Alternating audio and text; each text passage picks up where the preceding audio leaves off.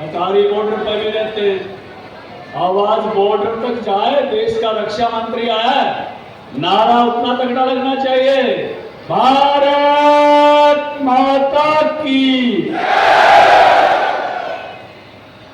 मैं बादली हल्के की सारी सरदारी को नमन करता हूं, मेरी मातृ शक्ति को नमन करता हूं, बुजुर्गों को नमन करता हूं, युवा साथियों को नमन करता हूं। तो शीश झुकाकर मैं प्रणाम करता हूं।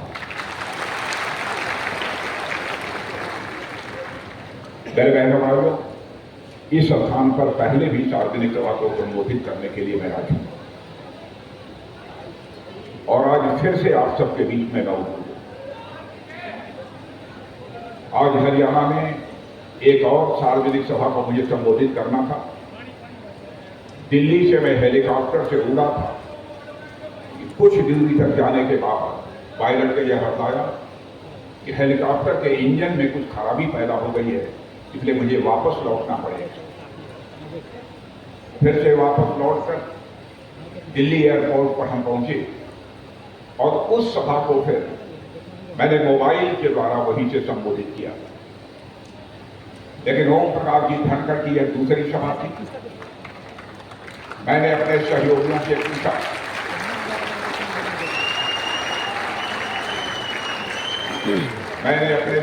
से पूछा, क्या मैं बाई रोड ओम प्रकाश जी धनखड़ की सार्वजनिक सभा में मैं पहुंच सकता हूं?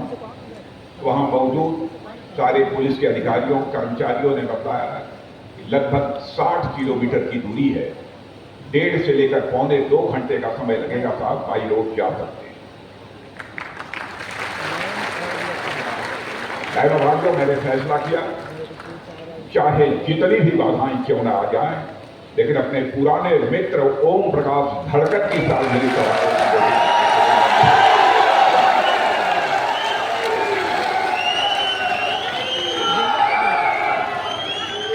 लंबे समय से ओम प्रकाश जी धनखड़ मुझसे जुड़े रहे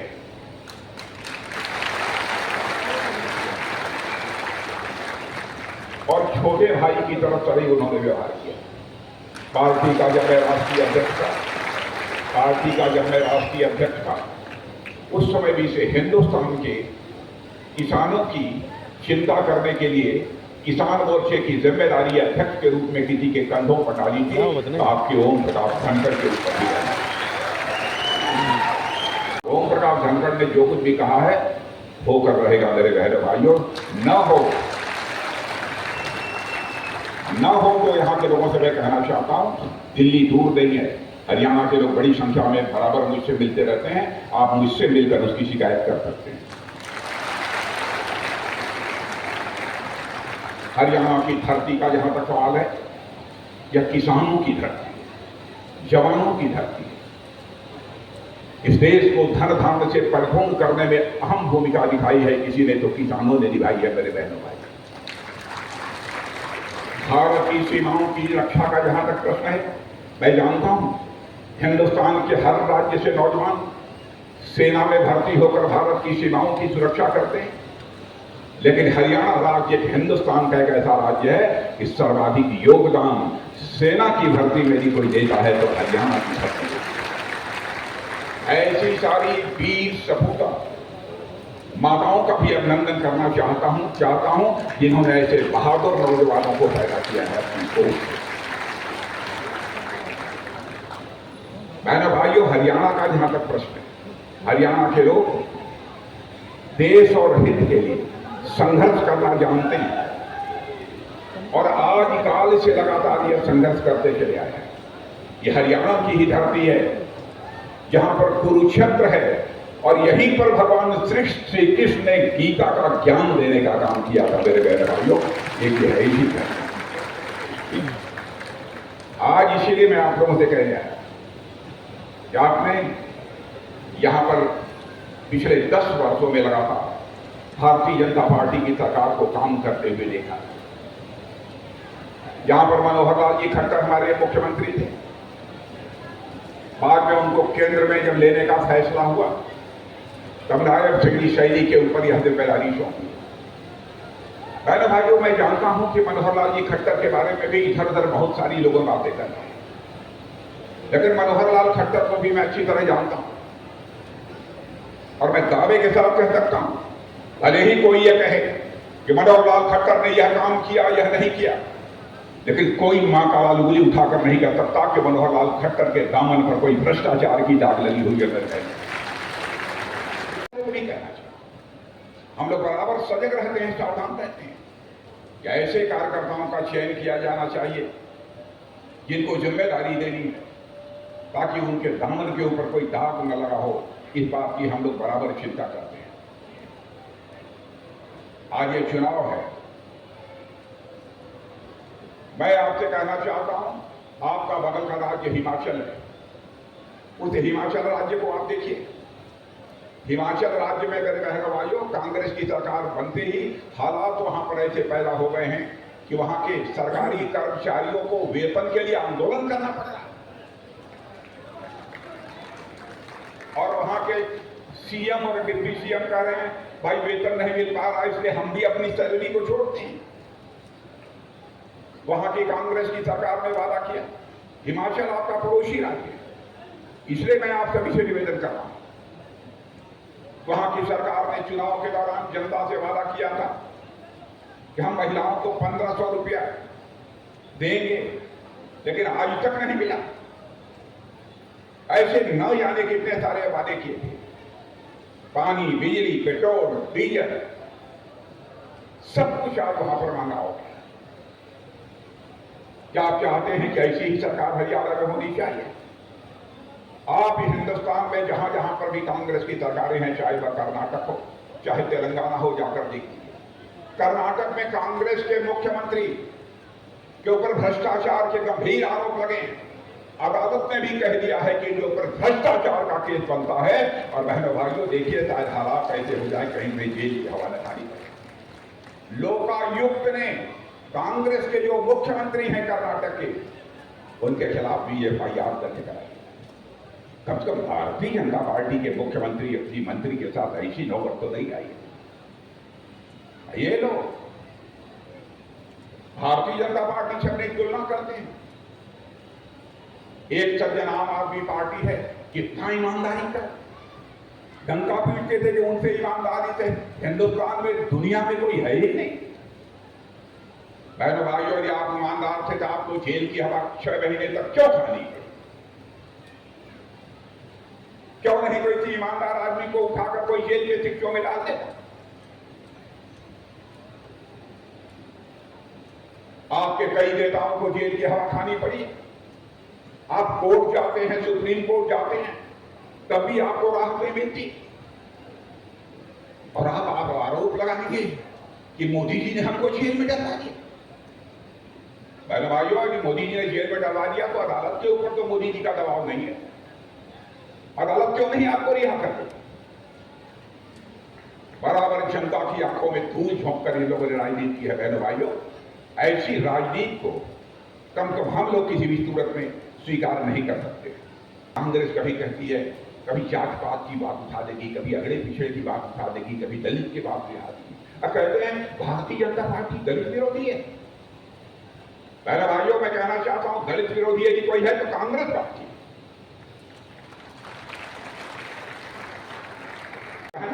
तो नेता है, कद्दावर नेता है, उनको उनके बगावत करने की नौबत आ गई। क्यों ऐसे हालात हुए? क्यों हालात इसलिए पैदा हुए? क्योंकि मेरे बहनों भाइयों, चाहे केंद्र हो, चाहे कई राज्य हो, वहां मुख्यमंत्री यदि कोई बनेगा तो एक ही परिवार का बनेगा, जिसे फर्स्ट फैमिली कहते हैं बहनों भाइयों, और कोई दूसरा वहां मुख्यमंत्री नहीं बनेगा। उनसे बात कर लीजिए। 10 वर्षों में जब से मोदी जी ने शासन की बागडोर संभाली है, भारत का कद अंतर्राष्ट्रीय जगत में कितना ऊंचा हुआ है। पहले भारत दुनिया के मंचों पर कुछ बोलता था तो भारत की बातों को जिस गंभीरता पूर्वक लिया जाना चाहिए नहीं लिया जाता था, लेकिन आज भारत दुनिया के मंचों पर कुछ बोलता है तो मेरे बहनों भाइयों, सारी दुनिया कान खोलकर सुनती है भारत बोल क्या रहा है, यह भारत की हैसियत है। धन दौलत के मामले में मैं आपको बताना चाहता हूं, अर्थव्यवस्था के आकार के मामले में 2014 में जब कांग्रेस की सरकार थी तो 2014 में हमारा भारत धन दौलत के मामले में, यानी अर्थव्यवस्था के आकार, अंग्रेजी में इकोनॉमी की साइज कहते हैं, उस मामले में दुनिया के देशों में 11वें स्थान पर खड़ा था। आज आपको जानकर खुशी होगी, भारत ने इतनी तेजी के साथ प्रगति की है। मेरे बहनों भाइयों, यही हमारा भारत जो 2014 में दुनिया के देशों में धन दौलत के मामले में 11वें स्थान पर खड़ा था, वो जंप लेकर आज 5वें स्थान पर पहुंच गया। मैं नहीं कह रहा हूं, सारे दुनिया के लोग, सारे बड़े बड़े अर्थशास्त्री, सारी बड़ी बड़ी फाइनेंशियल फर्म्स, वित्तीय संस्थाएं इस बात का दावा कर रही हैं कि भारत में जितनी तेजी के साथ आर्थिक प्रगति हो रही है, अब इस सच्चाई को नकारा नहीं जा सकता।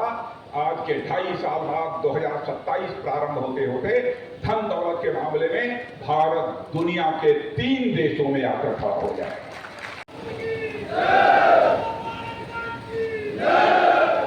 एक अमेरिका होगा, दूसरा चाइना होगा और तीसरा दुनिया का कोई देश होगा तो भारत होगा। और आज सुन लेना मेरे बहनों भाइयों, भारतीय जनता पार्टी को ऐसे ही काम करने का अवसर मिलता रहा तो 2047 आते आते दुनिया की डेवलप्ड कंट्री के रूप में, एक विकसित देश के रूप में भारत उठ खड़ा होगा। हरियाणा राज्य के बारे में कह सकता हूं, 10 वर्षों में नॉन स्टॉप यहां पर विकास हुआ है, नॉन स्टॉप विकास हुआ है। क्या कोई कह सकता है किसी को नौकरी मिली है तो उसमें खर्ची पर्ची की जरूरत पड़ी है? बिना खर्ची पर्ची के नौकरी मिली है। यह है हमारा भारत। मेरे बहनों भाइयों, यह भारत कमजोर नहीं पड़ना चाहिए। दुनिया का सबसे ज्यादा प्रदेश अमेरिका। मैं फिर से बात दोहराना चाहता हूं प्रेस के दोस्तों, हमारी कोई बात गलत हो अखबारों में लिख दीजिएगा, मैं क्षमा मांग लूंगा। मैं झूठ बोलकर कभी राजनीति नहीं करता हूं। दुनिया का सबसे ताकतवर देश है अमेरिका। अमेरिका के राजदूत जो भारत में रहते हैं उनका नाम है गारसेटी। गारसेटी ने एक कार्यक्रम में बोलते हुए कहा, अरे दुनिया वालों, यदि तुम भविष्य देखना चाहते हो, अंग्रेजी में कहा था, if you want to see the future, come to India. If you want to feel the future, come to India. If you want to work on future, come to India. इसका मतलब यह होता है क्या है दुनिया वालों, भविष्य किसे कहते हैं, यदि देखना चाहते हो तो भारत आओ। यह मैं नहीं कह रहा, यह मैं नहीं कह रहा, यह अमेरिका के राजदूत जो भारत में है मिस्टर गारसेटी, उन्होंने कहा है दुनिया वालों, भविष्य क्या होता है उसे देखना चाहते हो तो आज भारत में आओ।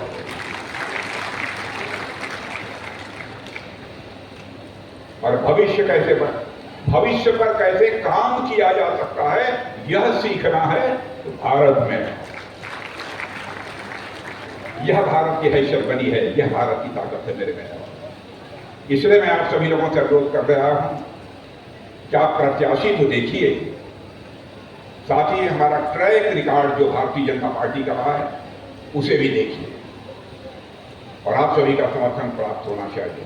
ओम प्रकाश जी धनखड़, ओम प्रकाश जी आइए।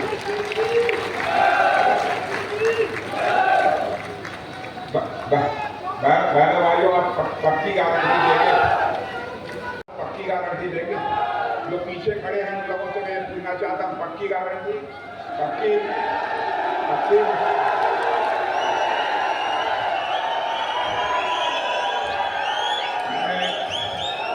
मैं ओम प्रकाश जी धनखड़ से एक वचन ले लूं, ओम प्रकाश धनखड़ जी से एक वचन ले लूं, ले लें? ओम प्रकाश धनखड़ जी से एक वचन मैं लेना चाहता हूं। ओम प्रकाश जी, जनता ने आपको आशीर्वाद दे दिया है, आपकी विजय पक्की है और चुनाव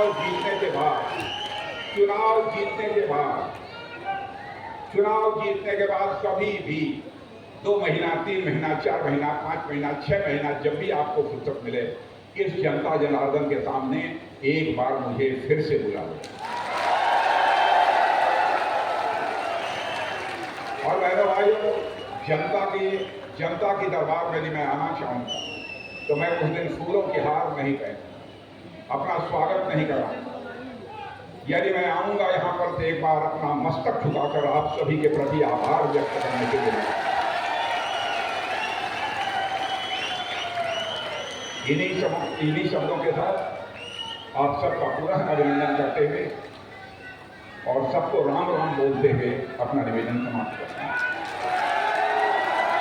अब हमारे जिला अध्यक्ष सभी का धन्यवाद करेंगे, हमारे जिला अध्यक्ष राजपाल जी। हमारे यशस्वी रक्षा मंत्री ठाकुर राजनाथ सिंह का महत्व से